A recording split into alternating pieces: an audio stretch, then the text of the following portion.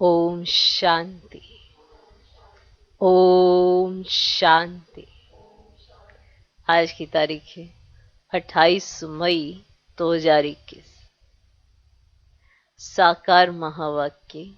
बाबा कहते, मीठे बच्चे, बाप द्वारा तुम्हें जो सृष्टि के आदि मध्य अंत की नॉलेज मिली है, बाप द्वारा तुम्हें जो सृष्टि के आदि मध्य अंत की नॉलेज मिली है, इसे तुम बुद्धि में रखते हो, इसलिए तुम स्वदर्शन चक्रधारी। इसीलिए तुम हो स्वदर्शन चक्रधारी। बाबा कहते, मीठे बच्चे, बाप द्वारा तुम्हें जो सृष्टि के आदि मध्य अंत की नॉलेज मिली है, इसे तुम बुद्धि में रखते हो, इसीलिए तुम हो स्वदर्शन चक्रधारी। आज का प्रश्न, रूह को पावन बनाने के लिए रूहानी बाप कौन सा इंजेक्शन लगाते हैं? रूह को पावन बनाने के लिए रूहानी बाप कौन सा इंजेक्शन लगाते हैं? उत्तर, मन मना भव। मन मना भव का इंजेक्शन।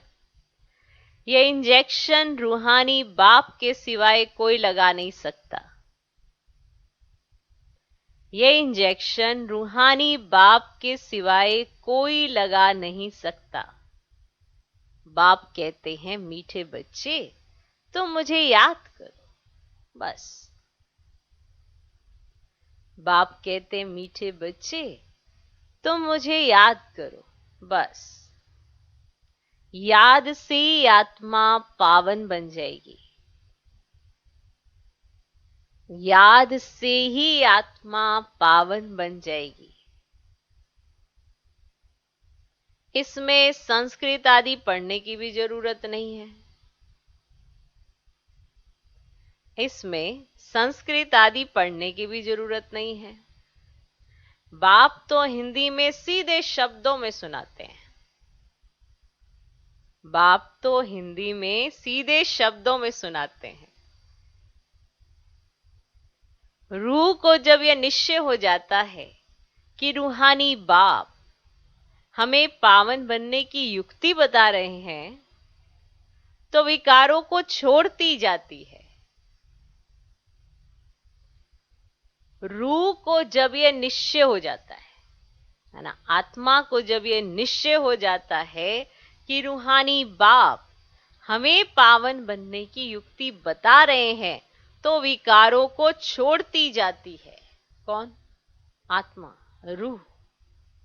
माना आत्मा स्वयं में जब यह निश्चय कर लेती है कि ये बात सत्य है, तो वो पावन बनने का पुरुषार्थ करती है और विकारों को छोड़ती जाती है। पावन बनने बगैर विकार छूटते नहीं है, ये सत्य है। पांचों विकार का एक ही तोड़ है, पवित्रता। पवित्र रहेंगे तो विकार छूटेंगे। जहां भी पवित्रता में थोड़ा भी ऊपर नीचे, दृष्टि वृत्ति में भी ऊपर नीचे, वहां विकार साथ ही रहते हैं। इसीलिए बाबा हर रोज पावन बनने की युक्ति बताते हैं, ताकि ये विकार हम आत्माएं छोड़ती जाएं। क्योंकि आत्मा ने ही पकड़े हैं, किसी ने पकड़ाए नहीं, आत्मा ने पकड़ के जकड़ के अपने पास रखे हैं। क्योंकि दुनिया में गुणवान भी हैं, अवगुणधारी भी हैं। नहीं पता था कि श्रेष्ठ कर्म क्या होते हैं। जब परमात्मा सिखाते हैं तब भी आत्माएं सीख नहीं पाती हैं। उसका कारण क्या है? उसका कारण है विकारों को पकड़ा हुआ है। विकारों को पकड़ेंगे तो गुण कहां से पकड़ेंगे? अगर गुणवान बनेंगे तो विकार छूटते हैं ना। अवगुण या गुण में से एक ही चीज आपके पास रह सकती है, या तो अवगुण होंगे या गुण होंगे। अब गुण रखने हैं तो पावन बनने की जो बाबा दिन प्रतिदिन हर रोज हर समय युक्ति बताते हैं, वो अप्लाई भी करनी है। सुन के खुश नहीं हो जाना, बाबा ने आज बड़ी अच्छी मुरली चलाई। चलाई किसके लिए चलाई? बच्चों की पवित्रता के लिए। बच्चे जब पवित्र थे तो पवित्र दुनिया के मालिक थे। आज आप पवित्र हैं तो कौन सी दुनिया में आके पड़े। चारों तरफ तमो प्रधानता है, विकार ही विकार है, तमो प्रधानता ही तमो प्रधान है ना, चारों तरफ। इसीलिए पावन बनने की बाबा युक्ति बताते हैं। जो ये युक्ति अप्लाई करते हैं, अपने जीवन में धारण करते हैं, वो विकारों को छोड़ते जाते हैं। बहुत स्पष्ट सी बात बाबा बताते हैं, पर ये स्पष्ट सी बात भी तभी समझ में आती है जब समर्पण करते हैं बुद्धि का। पहले बुद्धि का समर्पण करते हैं, तब बुद्धि पावन बनती है। निश्चय बुद्धि भी तब बनते हैं। पहले बुद्धि को देना पड़ता है कि हाँ आप सत्य कह रहे हैं, और जब बाप को सत्य समझ लेते हैं, सत्य बाप के द्वारा सत्य जान लेते हैं, तब हम आत्माएं सच्ची बनती हैं। तब हम विकारों को छोड़ती जाती हैं, क्योंकि हमें मुक्ति मिलती जाती है और हम युक्ति से मुक्ति पाते जाते हैं। किससे? विकारों से। दुनिया समझती है इस जीवन से मुक्ति पानी है, जीवन से नहीं, विकारों से मुक्ति पानी है, तो आपको जीवन का आनंद भी आएगा। ठीक, तो रूह को पावन बनाने के लिए रूहानी बाप कौन सा इंजेक्शन लगाते हैं? अब देखो, वैसे भी किसी भी चीज से बचने के लिए इंजेक्शन लगाया जाता है, तो यहाँ बाप भी विकारों से बचने के लिए तुमको इंजेक्शन लगाते हैं, क्योंकि एकदम चिपक जाते हैं ना, इसके चलते तुम क्या से क्या बन जाते हो। तो इसलिए इंजेक्शन लगता है कौन सा? मानवाना भाव का। ओम शांति। ओम शांति का अर्थ तो बच्चों को समझाया है। आत्मा अपना परिचय देती है, मेरा स्वरूप शांत है। माना आत्मा अपने आप में ही शांत है। ये जो अशांत होती है ना, ये माया के कारण होती है।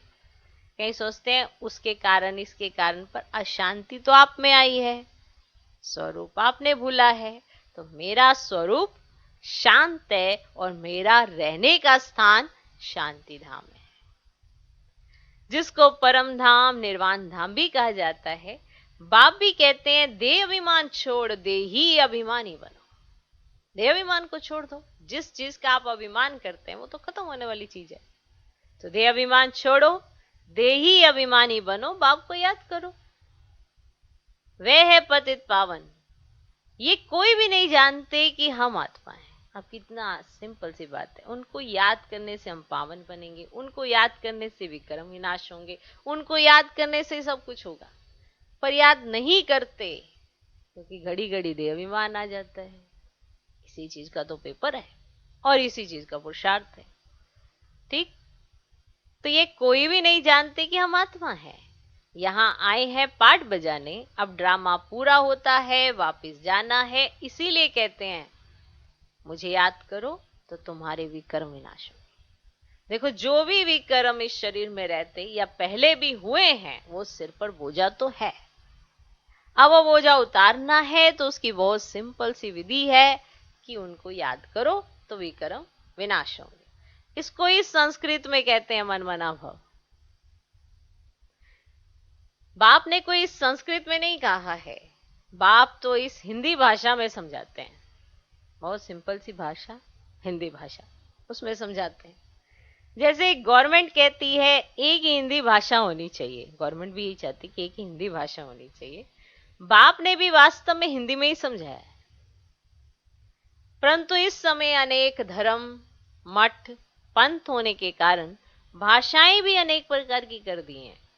सत्य में इतनी भाषाएं होती नहीं जितनी यहाँ पर है, समझा। गुजरात में रहने वालों की भाषा अलग, जो जिस गांव में रहते हैं वे वहां की भाषा जानते हैं। अनेक मनुष्य हैं, अनेक भाषाएं हैं। सत्युग में तो एक ही धर्म, एक ही भाषा थी। अभी तुम बच्चों को सृष्टि के आदि मध्य अंत के नॉलेज बुद्धि में है। ये कोई शास्त्र में नहीं है। ऐसा कोई शास्त्र नहीं जिसमें यह नॉलेज हो।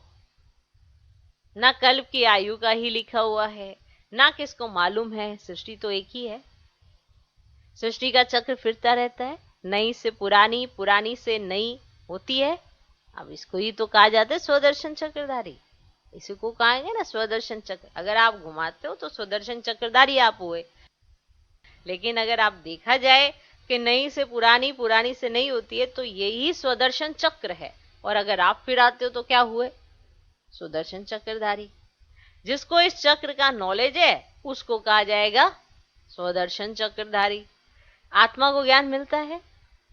यह सृष्टि चक्र कैसे फिरता है वह फिर कृष्ण को विष्णु को स्वदर्शन चक्र दे देते हैं। अब बाप समझाते हैं, उन्हों को तो नॉलेज थी नहीं, सृष्टि के आदि मध्य अंत का नॉलेज बाप ही देते हैं। यह है स्वदर्शन चक्र, बाकी कोई हिंसा की बात नहीं जिससे गला कट जाए। ये सब झूठ लिख दिया है। यह नॉलेज बाप के सिवाय कोई मनुष्य मात्र दे ना सके।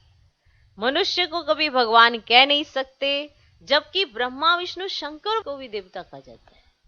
आप सोचो, मनुष्य तक को भगवान नहीं कह सकते, जबकि ब्रह्मा विष्णु शंकर को भी देवता कहा जाता है। जो बाप की महिमा है वह देवताओं की भी नहीं, माना दोनों की महिमा अलग अलग है, दोनों का कर्तव्य अलग अलग है, दोनों का कर्म अलग अलग है। बाप तो राजयोग सिखा रहे हैं, ऐसे नहीं कहेंगे बच्चों की भी वही महिमा है जो बाप की है। बच्चे फिर भी पुनर्जन्म लेते हैं, बाप तो पुनर्जन्म में नहीं आते हैं। बच्चे बाप को याद करते हैं। ऊंचे ते ऊंचा है भगवान, वह सदा पावन है। बच्चे पावन बन फिर पतित बनते हैं। बाप तो है ही पावन, बाप का वर्षा भी जरूर चाहिए बच्चों को, चाहिए बच्चों को। एक तो मुक्ति चाहिए, दूसरा जीवन मुक्ति चाहिए। शांति धाम को मुक्ति, सुख धाम को जीवन मुक्ति कहा जाता है। मुक्ति तो सबको मिलती है, जीवन मुक्ति जो पढ़ेंगे उनको मिलेगी। मुक्ति सबको मिलती है, जीवन मुक्ति जो पढ़ेंगे उनको मिलेगी। भारत में बरोबर जीवन मुक्ति थी, बाकी सब इतने मुक्ति धाम में थे। सत्युग में सिर्फ एक ही भारत खंड था, लक्ष्मी नारायण का राज्य था। बाबा ने समझाया, लक्ष्मी नारायण के मंदिर सबसे जास्ती बनाते हैं। बिरला आदि जो मंदिर बनाते हैं वे ये नहीं जानते कि लक्ष्मी नारायण को ये बादशाही कहां से मिली, कितना समय राज्य किया, फिर कहां चले गए, कुछ भी नहीं जानते। वो मंदिर बनाते हैं, उन्हें नहीं पता। जैसे कि गुडियों की पूजा हुई ना, इसको कहा जाता है भक्ति। आप ही पूज्य, आप ही पुजारी। पूज्य और पुजारी में बहुत फर्क है, उनका भी अर्थ होगा ना। अब पतित उनको कहा जाता है जो विकारी हैं, क्रोधी को पतित नहीं कहेंगे, जो विकार में जाते हैं उनको पतित कहा जाता है। इस समय तुमको ज्ञान अमृत मिलता है, ज्ञान का सागर है ही एक बाप। बाबा ने समझाया, ये भारत ही सतो प्रधान ऊंचते ऊंच था, अभी तमो प्रधान है। ये तुम्हारी बुद्धि में है, यहाँ कोई राजाई तो है नहीं, ये है ही प्रजा का प्रजा पर राज्य। अब सत्य में बहुत थोड़े होते हैं, अभी तो कितने। विनाश की तैयारियां भी होती हैं, दिल्ली परिस्थान तो बनना ही है, परंतु ये कोई जानते ही नहीं। वे तो समझते हैं ये न्यू दिल्ली है, बन गई न्यू दिल्ली, नई दिल्ली पुरानी दिल्ली, तो समझते हैं ये नई दिल्ली है, न्यू दिल्ली। इस पुरानी दुनिया को पलटाने वाला कौन है, ये किसको पता ही नहीं, कोई शास्त्रों में भी नहीं है। समझाने वाला एक ही बाप है। अभी तुम बच्चे नई दुनिया के लिए तैयारी कर रहे हो, कोड़ी से हीरे मिसल बन रहे हो। भारत कितना सॉल्वेंट था, दूसरा कोई धर्म ही नहीं था, अभी तो अनेक धर्म है। अब रहम दिल बाप को याद करते हैं, तो भारत सुखधाम था सब भूल गए। अब तो भारत का क्या हाल है, नहीं तो भारत हेवन था। बाप का जन्म स्थान है ना, तो ड्रामा अनुसार उनको तरस आ जाता है। भारत तो प्राचीन देश है। अब कहते भी है बरोबर क्राइस्ट से 3000 वर्ष पहले भारत स्वर्ग था और कोई धर्म ही नहीं था। अभी यह भारत बिल्कुल पट पर आकर पड़ा है। गाते तो हैं भारत हमारा देश सबसे ऊंच था, नाम ही था ना हेवन, स्वर्ग। अब भारत की महिमा कभी कोई को पता नहीं है, बाप ही आकर भारत की कहानी समझाते। अब भारत की कहानी माना दुनिया की, अब इसको सत्यनारायण की कहानी कहा जाता है, तो बाप ही बैठे समझाते हैं। पूरे 5000 वर्ष पहले भारत में लक्ष्मी नारायण का राज्य था, जिन्हों के चित्र भी हैं, परंतु उन्हों को यह राज्य कैसे मिला। अब सतु के आगे क्या था, अब संगम के आगे क्या था, बताओ संगम के आगे क्या था, कलयुग। अब यह है संगम युग, जिसमें बाप को आना पड़ता है, क्योंकि जब पुरानी दुनिया को नया बनाना हो तभी मुझे आना पड़ता है। अब पति दुनिया को पावन बनाने, मेरे लिए फिर कह देते हैं सर्वव्यापी। अब युगे युगे आता है तो मनुष्य ही मूझ गए हैं। संगम युग को सिर्फ तुम जानते हो। तुम कौन हो? बोर्ड पर लिखा हुआ है ना, प्रजापिता ब्रह्मा कुमार कुमारी। संगम युग को सिर्फ तुम जानते हो। तुम कौन हो? कौन हो? प्रजापिता ब्रह्मा कुमार कुमारी। ब्रह्मा का बाप कौन? शिव, ऊंचते ऊंच। अब पीछे है ब्रह्मा, फिर ब्रह्मा द्वारा रचना होती है। अब प्रजापिता तो जरूर ब्रह्मा को ही कहा जाता है, शिव को प्रजापिता नहीं कहेंगे। अब शिव सभी आत्माओं का निराकार बाप है। फिर यहां आकर प्रजापिता ब्रह्मा द्वारा एडॉप्ट करते हैं। तो बाप समझाते हैं मैंने इसमें प्रवेश किया है, उन द्वारा तुम मुख वंशावली ब्राह्मण बने हो। अब ब्रह्मा द्वारा ही तुमको ब्राह्मण बनाए, फिर देवता बनाता हूं। अभी तुम ब्रह्मा के बच्चे बने हो। ब्रह्मा किसका बच्चा? अब ब्रह्मा के बाप का कोई नाम है? वह है शिव निराकार बाप। अब वे आकर इनमें प्रवेश कर एडॉप्ट करते हैं, मुखवंशावली बनाते हैं। तो बाप कहते हैं मैं इनके बहुत जन्मों के अंत में प्रवेश करता हूं, ये हमारा बन जाता है। संन्यास धारण करते हैं। अब किसका संन्यास? किसका संन्यास? 5 विकारों का। अब घर बार छोड़ने की तो दरकार ही नहीं है। गृहस्थ व्यवहार में रहते पवित्र रहना है। मामेकम याद करो तो तुम्हारे भी कर्म विनाश हो जाएंगे। यही योग है जिससे खाद निकल जाती है और तुम सत्व प्रधान बन जाते हो। भक्ति में तो बल कितने भी गंगा स्नान करें, जप तप आदि करें, नीचे उतरना जरूर है। चढ़ना नहीं है, नीचे उतरना जरूर है। अब सत्व प्रधान थे, अब तमो प्रधान है। फिर सत्व प्रधान कैसे बने? सिवाय बाप के कोई रास्ता बता ना सके। तो बाप तो बिल्कुल ही सहज रीति बताते हैं, मामेकम याद करो। तो ये आत्माओं से बात करते हैं, कोई गुजरातियों व सिंधियों से बात नहीं करते हैं। अब यह है ही रूहानी ज्ञान।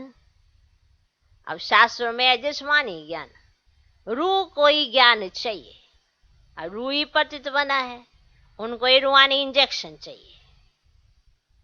बाप को कहा जाता है रूहानी अविनाशी सर्जन। अब वे आकर अपना परिचय देते हैं कि मैं तुम्हारा रूहानी सर्जन हूं। तुम्हारी आत्मा पतित होने के कारण शरीर विरोगी हो गया है। इस समय भारतवासी तथा सारी दुनिया नरकवासी है, फिर स्वर्गवासी कैसे बन सकती है? सो बाप समझते हैं। बाप कहते मैं ही आकर सब बच्चों को स्वर्गवासी बनाता हूं। तुम भी समझते हो बराबर हम नरकवासी थे। अब कलयुग को नरक कहा जाता है, अब नरक का भी अंत है। अब भारतवासी इस समय रो नरक में पड़े हैं, इसको सॉवरेंटी भी नहीं कहेंगे, लड़ते झगड़ते रहते हैं।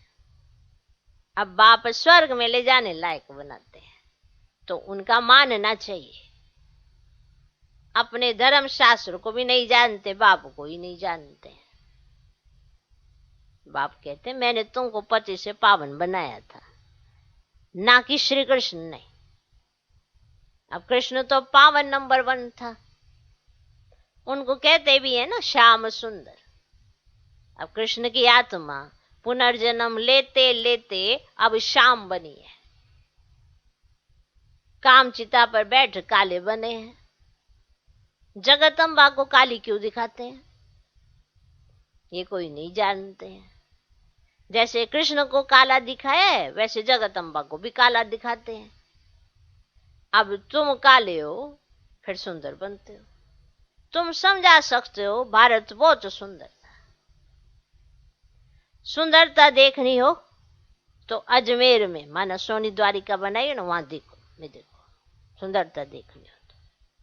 स्वर्ग में सोने हीरे के महल थे, अभी तो पत्थर भीतर के हैं, सब तो मुप्रधान।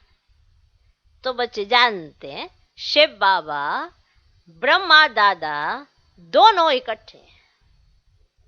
इसलिए कहते हैं बाप दादा। क्या कहते हैं? बाप दादा।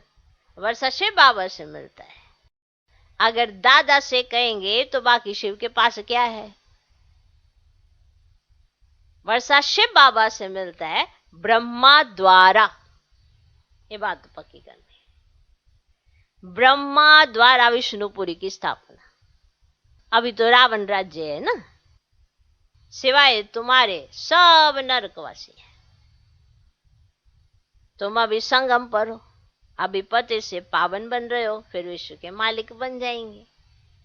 ये कोई मनुष्य नहीं पढ़ाते हैं। तुमको मुरली कौन सुनाते हैं? तुमको मुरली कौन सुनाते हैं? शिव बाबा परम धाम से आते हैं, पुरानी दुनिया, पुराने शरीर में। कोई को निश्चय हो जाए तो फिर बाप से मिलने के सिवाय रह ना सके। कहे पहले तो बेहद के बाप को तो मिले, ठहर नहीं सकेंगे। कहेंगे बेहद का बाप जो स्वर्ग का मालिक बनाते हैं, उनके पास हमको फौरन ले चलो। जिसको निश्चय हो जाए ना, वो तो रह ही ना सके। उनके पास तो हमको फौरन ले चलो। देखे तो सही शिव बाबा का रथ कौन सा है? देखे तो सही शिव बाबा का रथ कौन सा? हमारा इतना नशा चढ़ जाए, इतना निश्चय हो जाए कि हमको तो मिलना है रथ से।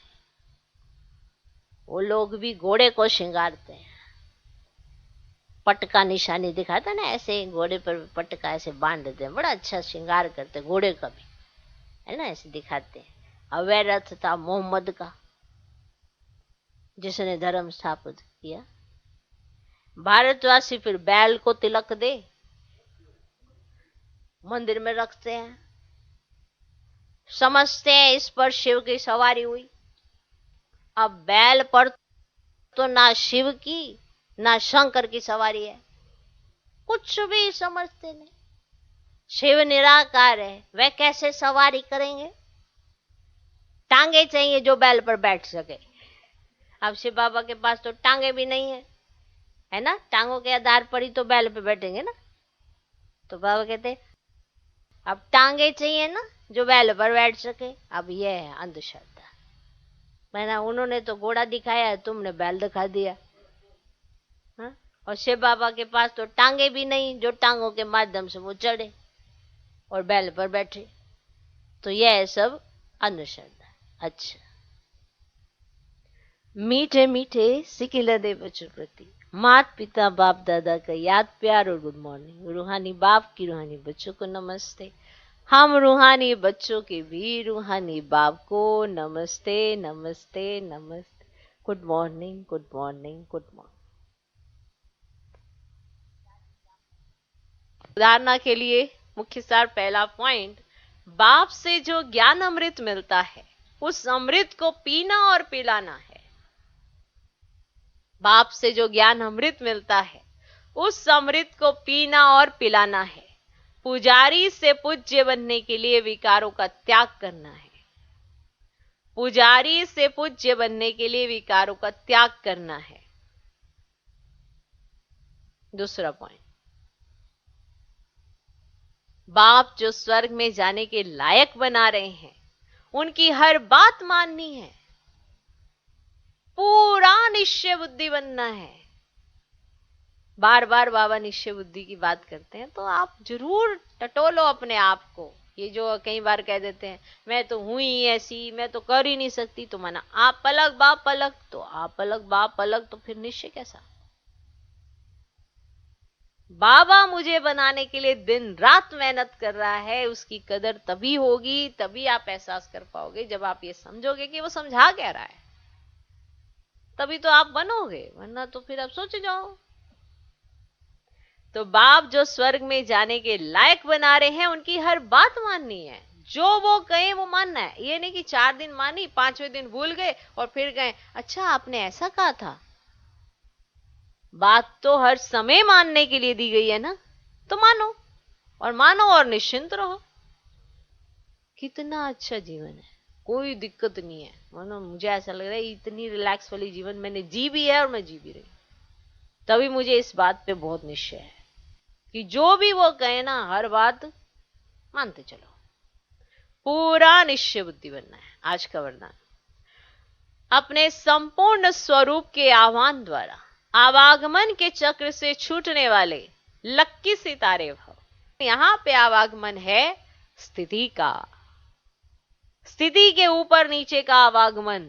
कभी स्थिति अच्छी, कभी बुरी स्थिति में, कभी आते हो, कभी जाते हो, कभी ऊंची स्थिति हो जाती है, कभी नीची स्थिति हो जाती है। ये वाला आवागमन। कहीं सोच रहे होंगे मैं अपने संपूर्ण स्वरूप का आह्वान करके आवागमन के चक्र से छूट जाऊंगा, सूक्ष्म वतन में जाके बैठ जाऊंगा और मैं वापिस से जन्म नहीं लूंगा।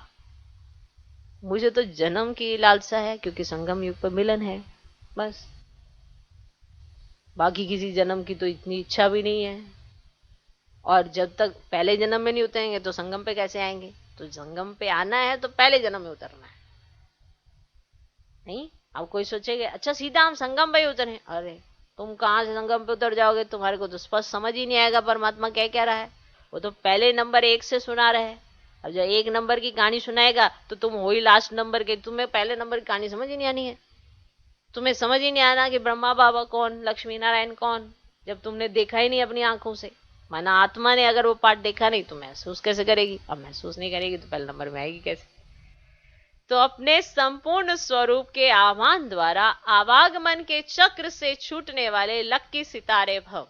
अब अपनी संपूर्ण स्थिति व संपूर्ण स्वरूप का आह्वान करो तो वही स्वरूप सदा स्मृति में रहेगा। फिर जो कभी ऊंची स्थिति, कभी नीची स्थिति में आने जाने का चक्र चलता है, माना कभी तो बड़ी अच्छी स्थिति, कभी नीची स्थिति, तो ये वाला आवागमन स्थिति के नीचे आने जाने का, बार बार स्मृति और विस्मृति के चक्र में आते हो। आज तो बड़ा अच्छा सोचा, ऐसा लगा कि बस बाबा पे पूरा निछावर हो जाऊं, कल तो याद ही नहीं आया कि बाबा कौन, और इधर उधर की बातों पे ध्यान चला गया। तो कभी स्मृति कभी विस्मृति का चक्र में आते हो, इस चक्र से मुक्त हो जाएंगे। वे लोग जन्म मरण के चक्र से छूटना चाहते हैं और आप लोग व्यर्थ बातों से छूट चमकते हुए लक्की सितारे बन जाते हो। वो लोग जन्म मरण से छूटने की बातें करते हैं और आप तो व्यर्थ बातों के चक्रव्यूह में फंसने से बचते हो, उससे व्यर्थ बातों से छूट जाते हो और चमकते हुए लक्की सितारे बन जाते हो। आज का स्लोगन, किसी भी विघन के वश होना अर्थात डायमंड पर दाग लगाना। किसी भी विघन के वश होना अर्थात डायमंड पर दाग लगाना। ओम शांति, ओम शांति, ओम शांति।